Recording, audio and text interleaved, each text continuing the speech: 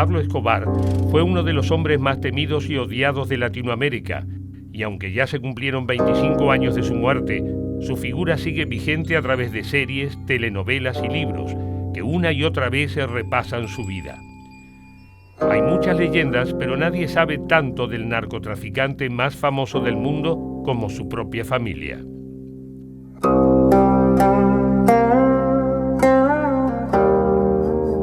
¿Quién es Sebastián Marroquín? Pues yo creo que es alguien que eligió el camino de la paz, que a través de un cambio de identidad pudo reinventarse como persona y que tiene una historia familiar que lo mantiene atado a la figura de Pablo Escobar, a su padre, pero que sin embargo se las ha arreglado para hacerse su propio camino a pesar de esa sombra, ¿no?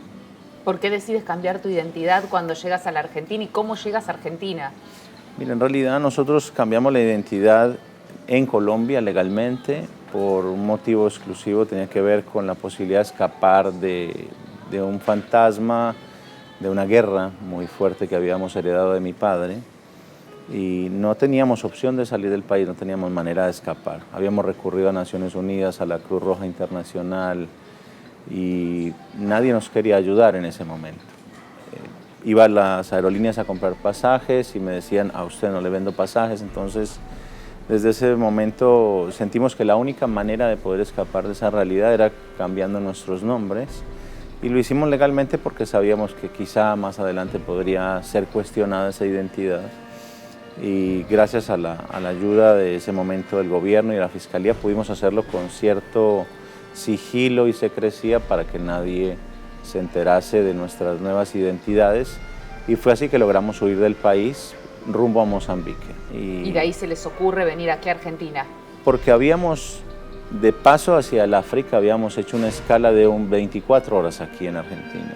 Y eso hace que te den un permiso de 3 meses como cualquier turista. Y para nosotros 3 meses en ese momento pues era una eternidad. Cuando hacía 5 años que los Marroquín vivían en Argentina, los medios locales descubrieron su verdadera identidad. A partir de allí, a Sebastián y su familia ya no les fue posible mantenerse en el anonimato.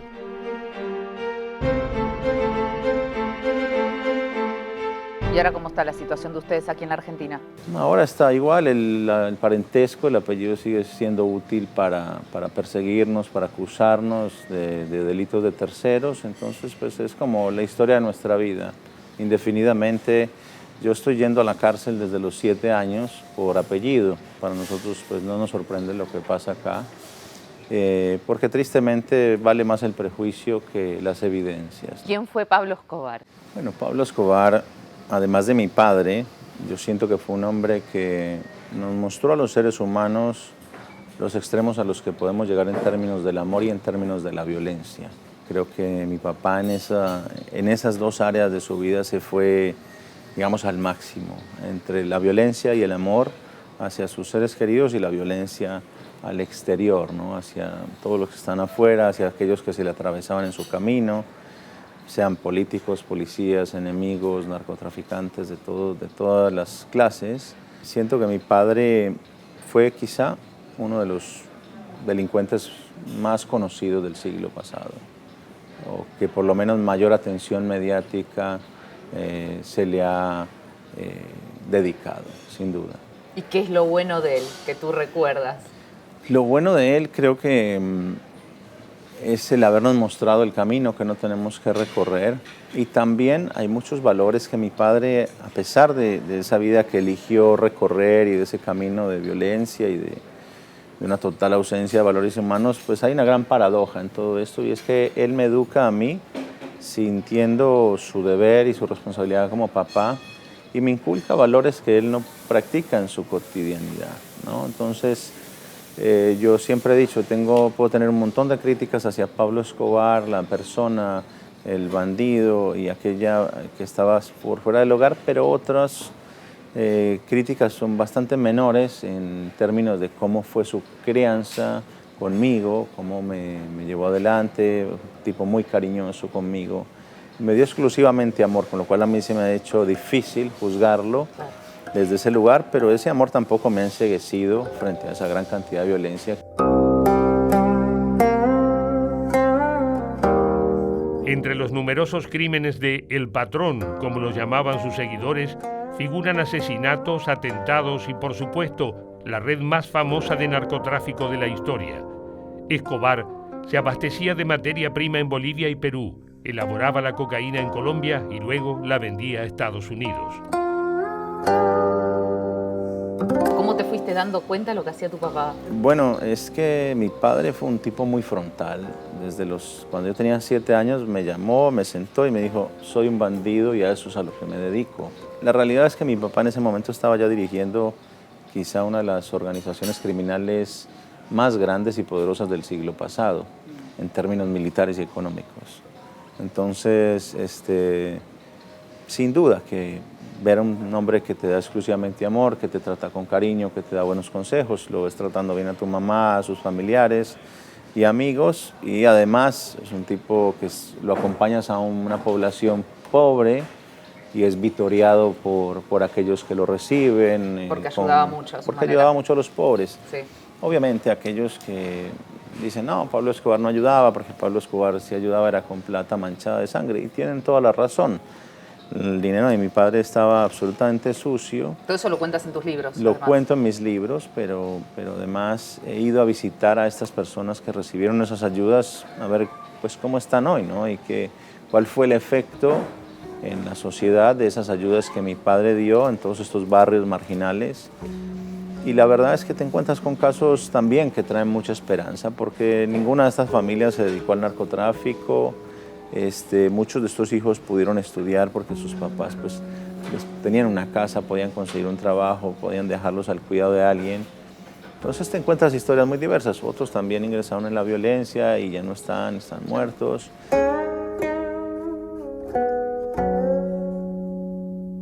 Entre las muchas excentricidades de Pablo Escobar, una de las más recordadas es la Hacienda Nápoles, una lujosa propiedad que hizo construir a 150 kilómetros de Medellín. ¿Qué recuerdas de la famosa hacienda, por ejemplo? Bueno, la hacienda es un símbolo de ostentación, de lujos. Teníamos 3.000 hectáreas a nuestra disposición. Un zoológico. Zoológico con unas 1.200 especies importadas, 27 lagos artificiales, como 100.000 árboles frutales, 100 vehículos recreativos, helicópteros, aeropuerto. Bueno, la verdad parecías que tenías tu propio Disney, digamos, a tus pies, hasta un parque jurásico. De hecho, antes de que Spielberg lo soñara, mi padre mandó construir y diseñar figuras y dinosaurios de la época en cemento, pero con artistas, y eran hechos a escala real.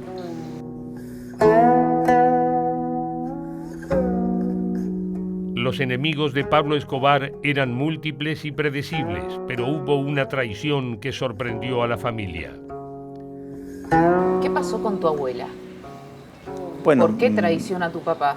Mi abuela paterna, Hermilda, yo me percato de esta triste realidad en 2 circunstancias.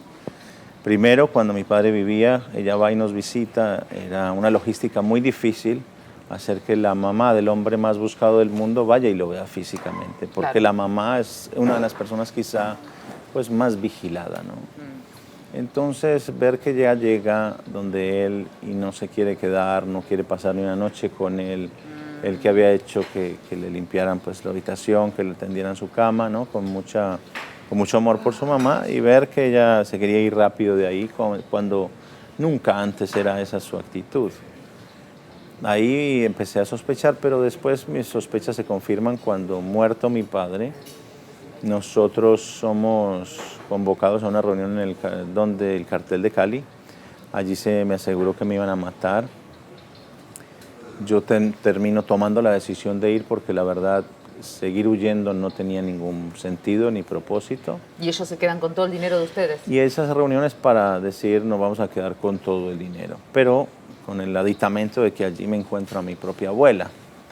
Y en vez de estar sentada, digamos, de este lado ¿En persona la encuentras en persona la encuentro y en persona le dice a los jefes del cartel de Cali, yo me quiero quedar con todas las propiedades de ellos, ¿no? O sea, ella era un miembro más de los carteles enemigos que de la familia y que era la propia mamá. ¿La propia mamá? Es algo que nunca entenderé porque hoy que soy padre, tengo un hijo, no vendería a mi hijo por ningún dinero del mundo y por ningún miedo. No hay miedo tan grande que me obligaría a venderlo, jamás. ¿Qué me puedes contar acerca de tu hijo cuando te pregunta quién es mi abuelo? Pues mira, yo desde muy temprano quise que mi hijo se relacione con la figura de su abuelo desde un lugar del amor, porque yo creo que hablaría muy mal de mí como papá si le enseño a mi hijo a odiar, y más a una figura como la de su abuelo, que si él viviese, estoy seguro que mi padre le daría exclusivamente amor a este niño y le daría buenos consejos igual que me los dio a mí. ¿Cómo fueron sus últimos momentos? La última llamada contigo. Fueron los peores. Yo en el libro... Porque tú en el libro dices que para ti es suicidio. Exactamente, mira, Pablo Escobar, mi papá, siempre me enseñó una cosa, era su regla de oro. Me dice, nunca utilices el teléfono porque el teléfono es la muerte. Son palabras textuales. Y yo le decía, ¿por qué no? Y me dice, porque a todas las personas que quise matar, palabras literales de mi papá, las agarré por el teléfono. Entonces, nunca ni tengas un teléfono en tu casa ni cerca tuyo, que si lo tienes, estás muerto. Durante 10 años mi padre aplica sistemáticamente esa regla de oro, por eso nunca lo pueden agarrar, porque no tenía nunca un teléfono al lado. Por eso fue exitoso en su huida y ni los norteamericanos, ni toda su fuerza de inteligencia, ni sus enemigos de los carteles, nunca lo pudieron ubicar porque no tenía ese teléfono. Hasta los últimos días Hasta que el lo 2 de empieza a usar. diciembre de 1993, que de nunca usar en 10 años un teléfono, ese día llama 10 veces a su familia a un hotel que era propiedad de la Caja de Retiro de las Fuerzas Militares de Colombia. O sea, más intervenido ese teléfono no podía haber estado. ¿Y qué te decía? Y él llamaba para saber cómo estábamos, pero yo entendí que él se estaba queriendo dejar encontrar y estaba tirando la toalla en ese momento. Yo ¿Te lo diste entendí cuenta con en ese claridad. momento? Claro, además pues hay evidencias irrefutables de que sí me di cuenta porque en reiteradas oportunidades yo le cuelgo a él el teléfono y le digo no me llame más, estamos bien, y le cuelgo para protegerlo a él. Y te vuelve a llamar. Y vuelve y llama, ya no pide por mí, ya pide por mi mamá porque sabe que mi mamá no le va a colgar. Y él necesita permanecer más de 1 minuto en el teléfono para poder ser rastreado. Entonces, en definitiva, mi padre, nosotros estábamos en una condición de rehenes del Estado colombiano. A los medios de comunicación sí se les decía, no, los estamos protegiendo, los estamos cuidando, pobrecitos, para que no les pase nada. A la par que estaban desapareciendo personas de nuestro entorno, torturando y desmembrando gente, pero a los medios se les decía que nosotros estábamos pues, bajo un régimen de protección, la verdad que ni un rasguño nos fuese a pasar. Pero la realidad tras bambalinas es que a mi padre le queda muy claro que su familia entera va a aparecer muerta si él no aparece muerto. Y en uno de sus actos más grandes de amor hacia su familia, pues decide quitarse la vida. ¿Qué fue lo último que te dijo en el último llamado? Ahorita lo llamo. Fue lo última, literales palabras. Ahorita lo llamo y me quedé esperando ese llamado. Obviamente a los 10 minutos suena el teléfono y es una periodista diciéndome, tu papá está muerto. ¿Qué tienes para decir? No, nosotros no queremos hablar ahora. Le dije como 7 veces, le dije a la señorita que yo no quería hablar, pero ella persistente hasta que logró sacar lo que quería escuchar, que eran unos dichos muy violentos míos, una venganza, que yo los iba a matar a todos, y 10 minutos después me arrepiento de esos dichos, llamo a los medios a pedir excusas por esas palabras que no eran propias de mí, pero que el dolor y la situación en la que había vivido me las habían sacado, digamos, a fuerza. Y hace 25 años de ese episodio, hace 25 años que vengo cumpliendo la segunda promesa, no la de la venganza, que es la primera, es la de la paz, que es la segunda. Una de las misiones de Sebastián para alejarse del fantasma de su padre ha sido reunirse con las víctimas de Pablo Escobar.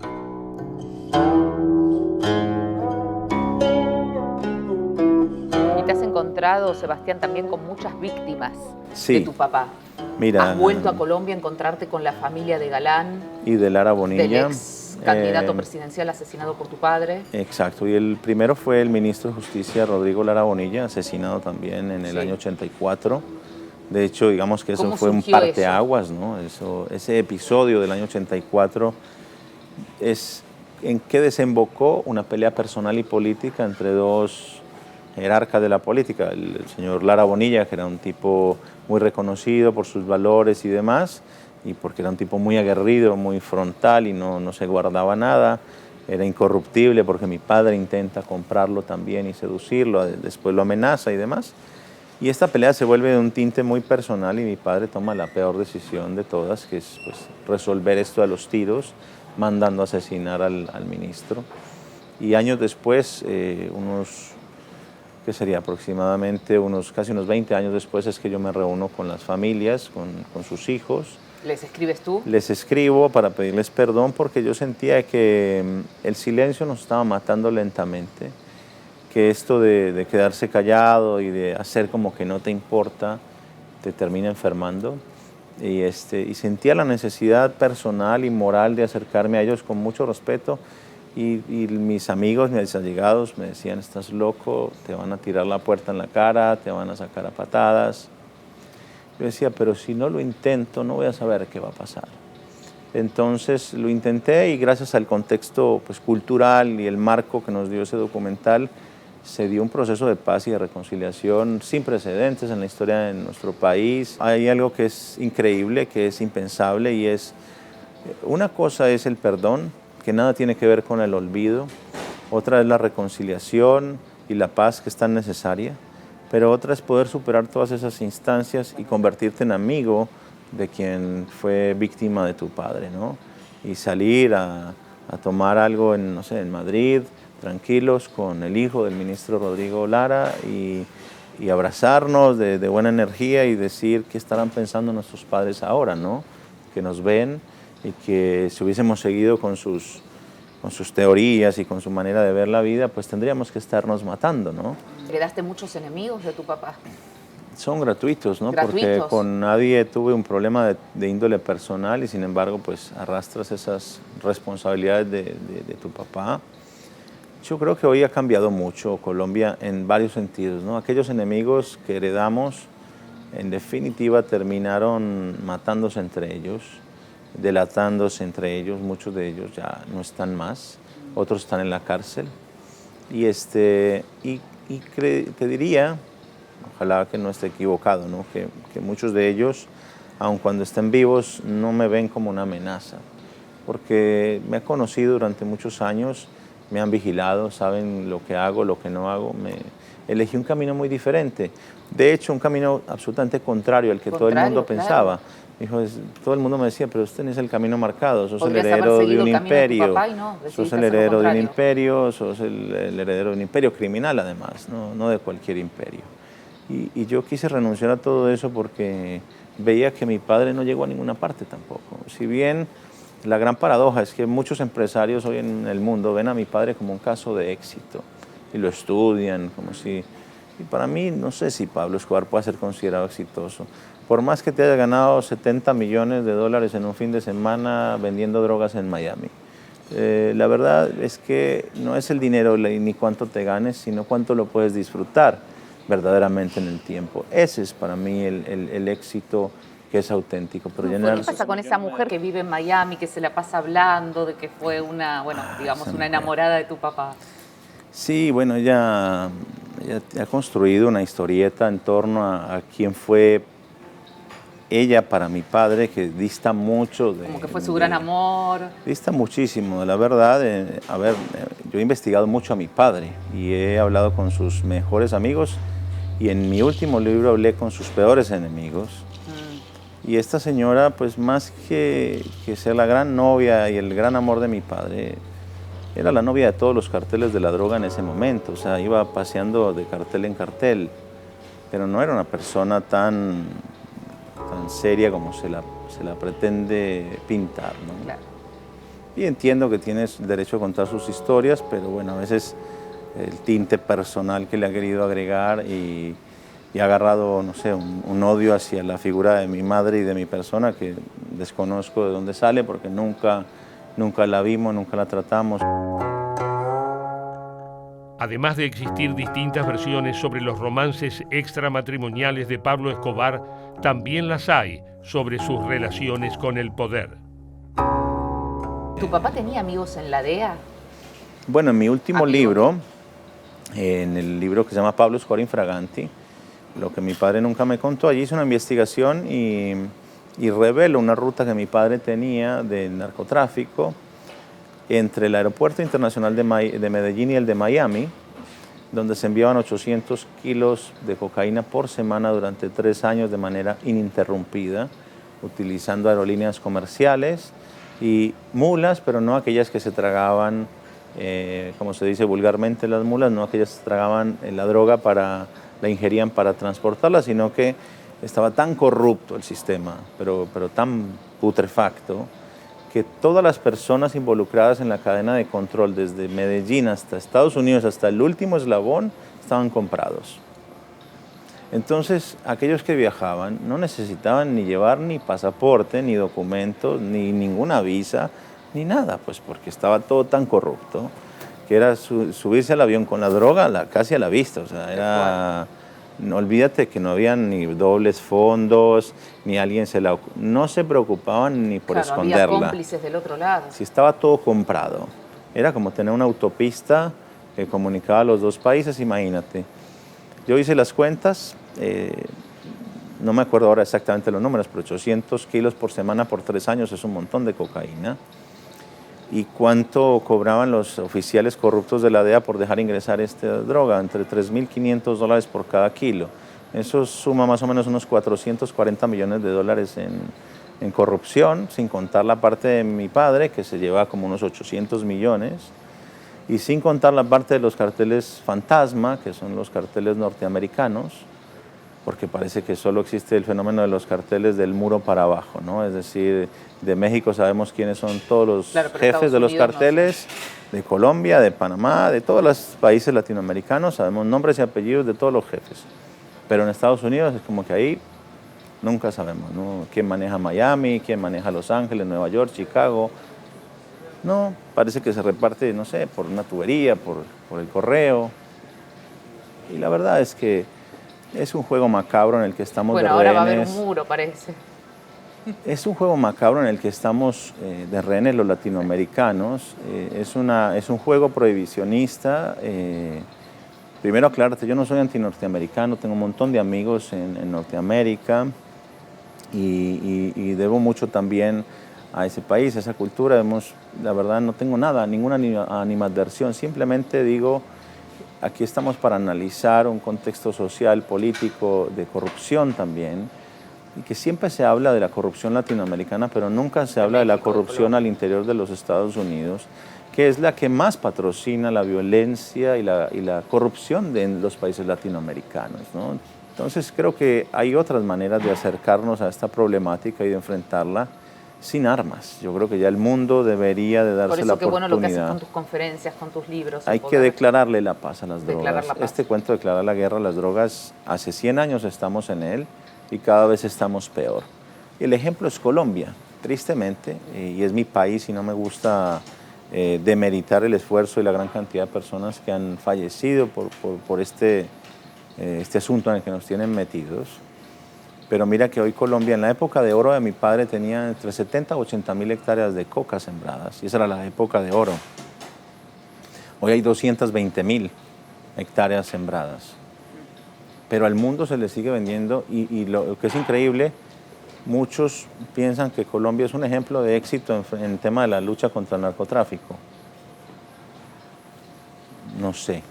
A mí que me expliquen, ¿no? Pues si vamos bien en el tema del narcotráfico, ¿por qué tenemos 4 veces más cultivos que nunca antes en nuestra historia? Evidentemente hay algo que está fallando. ¿Estás a favor de la legalización? Estoy a favor de regularizar. Legalización, ya la estamos viviendo la legalización. ¿Por qué te digo esto? Porque hoy la droga te llega a domicilio. Hoy ya no te tienes que meter a ningún barrio extraño o difícil para ir a conseguir la droga. Hoy la pides por internet o por WhatsApp y te llega a la puerta de tu casa. Entonces, y si haces lo mismo con una pizza, es muy probable que las drogas te lleguen primero que la pizza. Lo que quiere decir que están legalizadas, es decir, el acceso a ellas es tan fácil que no hay ninguna campaña prohibicionista que haya tenido éxito como para impedir que las drogas lleguen a tu domicilio. Con lo cual, acá el problema es qué drogas te están llegando y con qué calidad. La cocaína hoy tiene vidrio molido.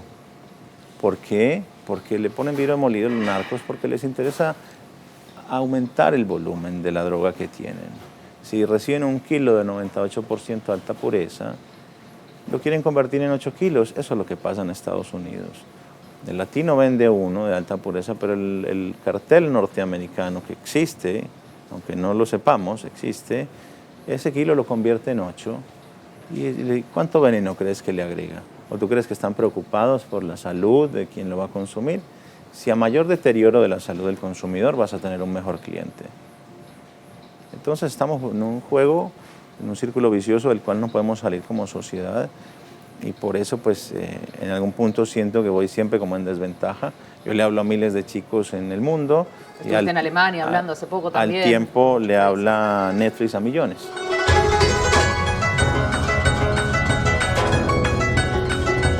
Hoy en día, en Internet, hay 220 millones de búsquedas al mes sobre la palabra Pablo Escobar. Sebastián cree que esto se debe al apogeo de las series que muestran una versión glamorosa e irreal de la vida de su padre.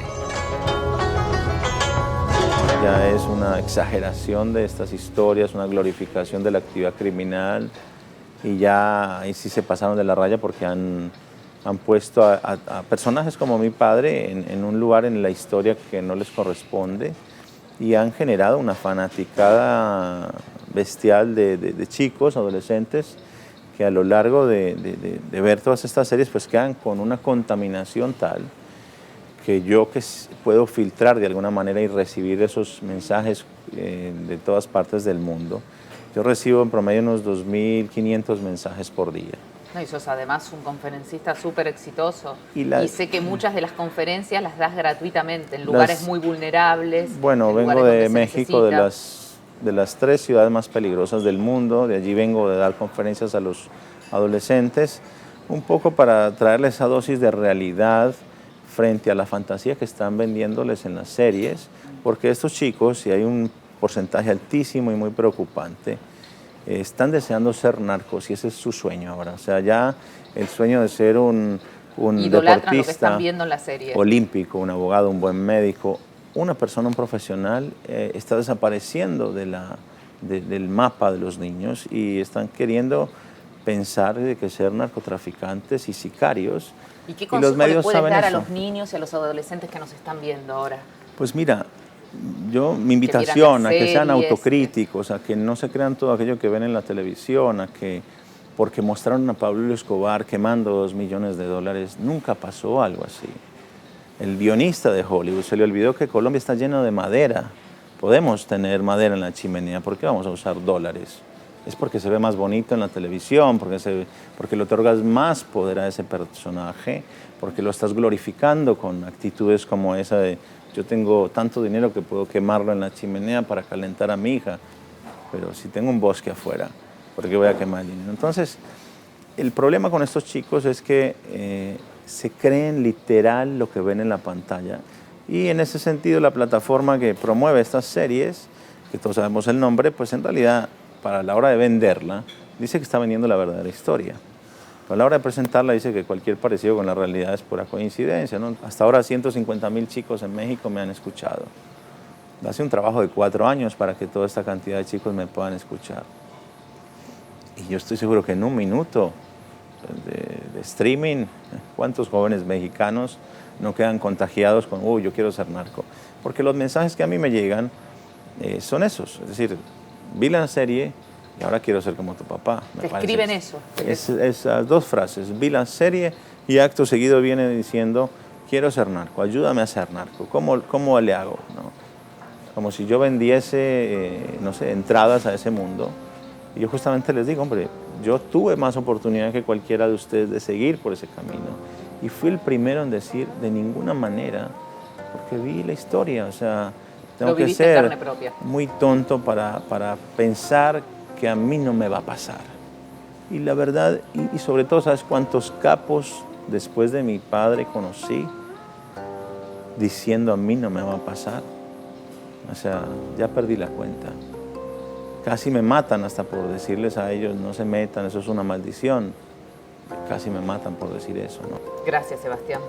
Un placer. Muchas gracias por esta entrevista. Gracias y por tu mensaje positivo e inspirador para tantos niños y personas que nos están mirando. Pues sí, esperemos que los chicos de verdad tomen conciencia de estas historias, que no hay que negarlas, no hay que taparlas, pero hay que aprender de ellas con responsabilidad.